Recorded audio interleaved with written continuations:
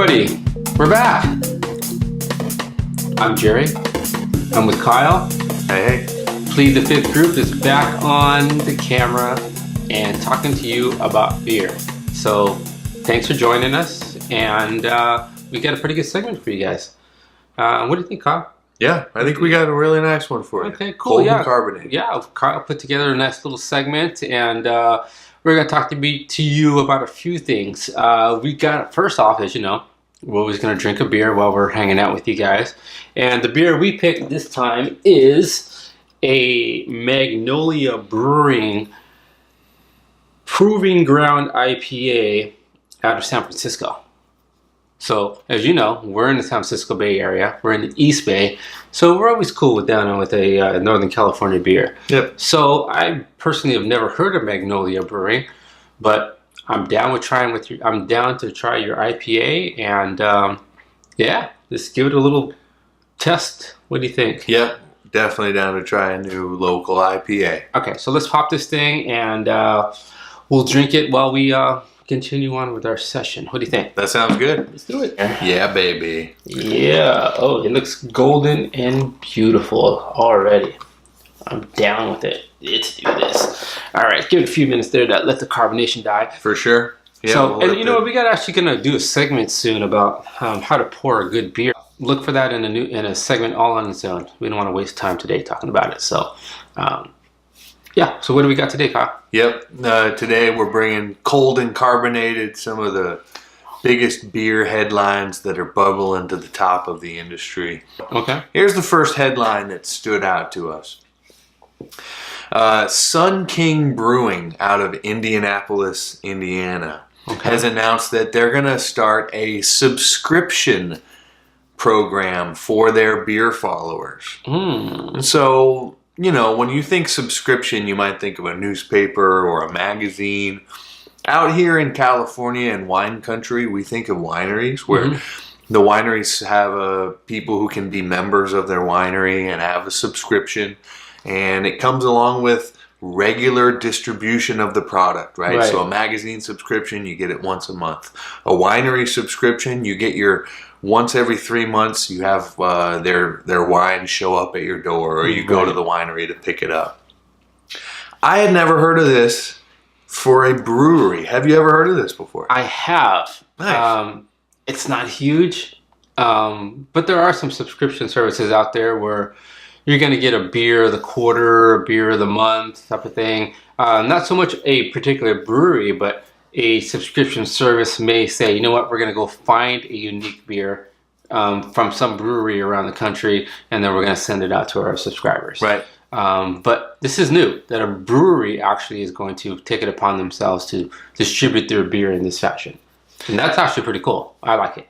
That's a great point. Yeah, there's the Jelly Belly of the Month Club. There's the Beer of the Month Club. Right. While we're talking about it, why don't you take a second to just click on subscribe for Plead the Fifth.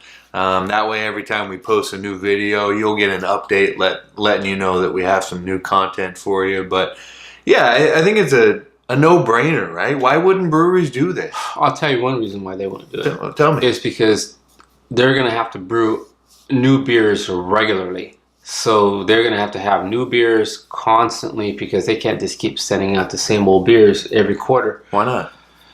Because I wouldn't join it. I mean, why would I pay an extra $120 a year for you to send me the same beer that I can just go get at Bevmo? Right. You know what I mean? So they're going to need to be brewing new beer, unique beer, even beer that you can't get at their brewery just for their subscribers. So they're going to have to be brewing new beer for their brewery, new beer for distribution, new beer for the subscribers. That's a whole lot of different beers for them to brew. So you better have a whole lot of fermenters at your brewery cranking out these beers. So that's a great point. I can see why it'll be tough. But, you know, I don't know Sun King Brewery. Maybe they're huge. Maybe they got 10 fermenters just rolling out beers. That's a great point. You know, to bring it back to the analogy, obviously every time a magazine comes, it's new and fresh. Newspaper, it's new content. Right. Even a winery, the vintage changes, and so they send out that new vintage. Right. Whereas with a Sun King IPA, I'm assuming they're shooting for consistency. So it really is a challenge to the brewmaster To create a little something different to every time. create something new. Right. Very cool. Mm-hmm. Yeah, it's a high bar to set, but you know what? It's a great way to differentiate yourself from the competition. Right. So Could be really cool. Yeah, we'll see what the Sinking guy's going. Is there a brewery that you would consider signing up for a subscription for? What if it was only twice a year? You would get a subscription. It would cost you $50 and you'd get 2 12-packs twice a year. No. There's not a brewery. Heretic Brewing, you No. don't love them enough where you would be for $50 a year? No. No. They could send me a 6-pack of beer and I could taste the first one and say this beer blows. And then you're stuck. And then I'm stuck with a 6-pack and I paid $50 for it. It's a good point. I'm good. I'd rather just go to the brewery, taste what I want, and then get a growler of it. What if it was a $20 subscription? $20? $20 and they're going to send you 2 6-packs. Maybe $20. Okay. Yeah, Okay. I got $20. Cool. So a low barrier. All right, I got $20 on me. Maybe Nice. I'll do it. Yeah, for Okay, sure. Yeah, all right. Cool. 50? No. All right. Well, yeah, 50 is too much. No, 50 is too steep. I like it. All right. That's how a lot of how a lot of beer drinkers think. It's like, Exactly. It's all a cost analysis. This stuff's getting expensive. that's right. Nice. All right. Headline number 2. A rebranding story. So, Bale Breaker Brewing up in Yakima, Washington, has announced that they're going to rebrand their entire lineup. Okay. What are your thoughts on this? We talked about this a little bit, and I don't know what they really mean by rebranding. So, basically like, when you buy the can, it's going to look completely different now. It's still Bale Breaker Brewing's IPA, but whatever it used to look like, they threw that out, and it's going to look completely different now. Okay, so basically what they're saying is that our beer wasn't very good and it didn't sell. And so we're going to call it something else, and maybe you'll start buying it again. And we'll try to trick you into buying the same beer that you didn't like in the first place. Then you won't like it again, but at least we sold a few more beers. Damn. I mean, that's what I fear too. Right. Is it really the branding that was the problem, or is it the beer that's the problem? I think it was the beer, because you could put any old can, and if it was good beer inside, people are going to drink it. I mean, there's some beers that you're going to go, oh, hey, man, that's a cool can. I bought it for the can. Yeah. But if the beer inside's no good, you're not going to go back. You know? Yeah, rebranding is oftentimes... The best beers come in just like Make America Juicy Again. It's just like a silver can. It says Make America Juicy Again. It's not fancy. It doesn't have some crazy graphics. It just says Make America Juicy Again. And you drink it, and you love it, and you're going to keep buying it. Yep. You don't need to rebrand that. All right. Bale Breaker Brewing. May we suggest brewing some new IPAs instead of just slapping a new label Brew on a it? better beer. Brew a better beer. I never In our had your beer, experience, but that goes a long way. if I'm in Yakima, I'm already going to be like, Bale Breaker. Okay. Should I buy that? Yep. We'll see. All right. Okay, Yakima. All right. Headline number 3. The Brewers Association released a sustainability benchmarking report. Okay. Basically, some consumers were interested to see if craft breweries were making strides towards more sustainability while making the beer. But that got me thinking about this. I saw this headline, and it lined up with the last time that we brewed beer. Right. Plead the Fifth, we brew some beers, and it's just a passion project at this point. Right. But it does create some waste, and it made me think of this. Our local homebrew shop is called More Beer and More Wine. It's in Concord, California. And you can buy 3 of the 4 ingredients for home brewing at More Beer. You can buy the yeast, the grains, and the hops. We're talking a nice variety of all, right? Right. 6 different yeast brands. You can buy real grains or extracts. You can buy the hops that go along with whatever you're trying to brew. But they completely omit the 4th ingredient, which is water. And from a sustainability perspective, water is a huge part of it, right? It's the number one ingredient, and the water that's in Germany that makes such a big difference in the German beers is different than the water that's in San Diego, for instance, from a mineral content perspective and a pH perspective. Why do you think that home brew shops don't focus on the water? Costs too much to keep all that beer, all that different water. Yeah. You'd have to import that water in volumes that it just be too expensive.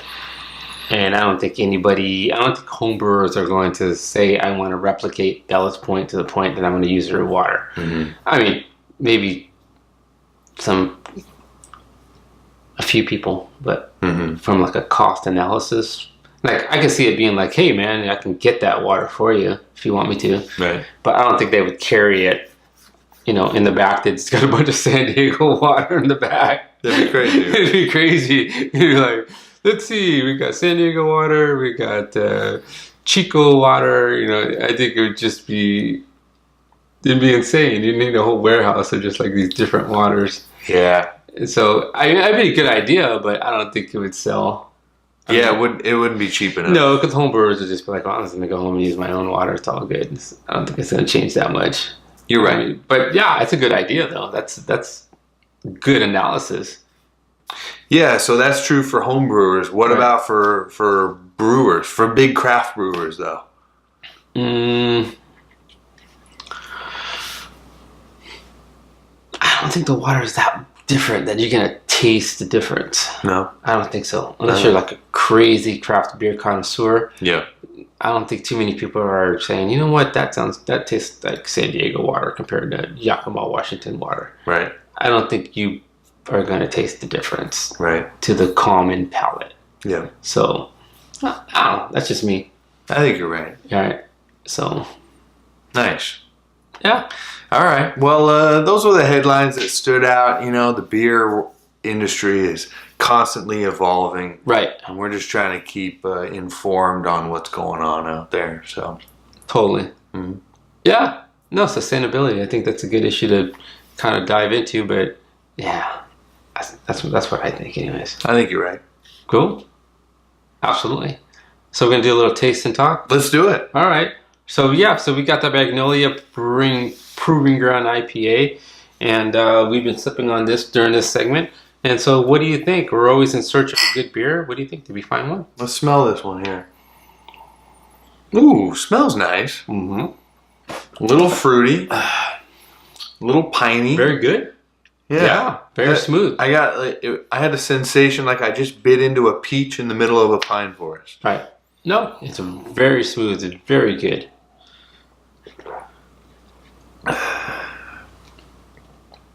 Yeah, not too boozy. Right. Right, so approachable. I could hang out and drink a few of these and not feel super wasted. Totally. Well, how does it compare to your favorite IPAs? Would you buy a 6-pack of this? Probably not. Yeah. It's pretty run of the mill. It's not. I don't say run of the mill, but there's nothing sticks out about it. It's just a solid IPA. Right. You're still in your hazy phase. It's not hazy. Exactly. And I mean, it's good beer. It's good. It's good beer, and it's probably I'll probably pay $7.99 for it. I'd buy $7.99 6-pack. Yeah, but I'm not going to go out of my way for it. Right. So we're always in search of a great beer. Did we find one? I say we found a solid beer. I'm going to give it a thumbs up. I give it a thumbs up. Yeah. I think I'm proud to say this is from the Bay Area. This is solid. Right. Right, absolutely. Well, cool, bro. Nice. Well, hey, thanks for joining us for this segment of Plead the Fifth. We appreciate it. If you want to reach out to us, you can find us at Plead the Fifth Group on Instagram or your other favorite social media. You can write us, pleadthefifthgroup@gmail.com if you have questions. If you want to know how Jerry learned so much about beer. If you have a beer that you think we should try, let us know. We'll be happy to. Absolutely. We read all of our fan mail. Yeah, man, totally. But hey, we're gonna sign off here. So thanks again. We'll see you next time. Be good, be safe, and drink beer. All right. do this.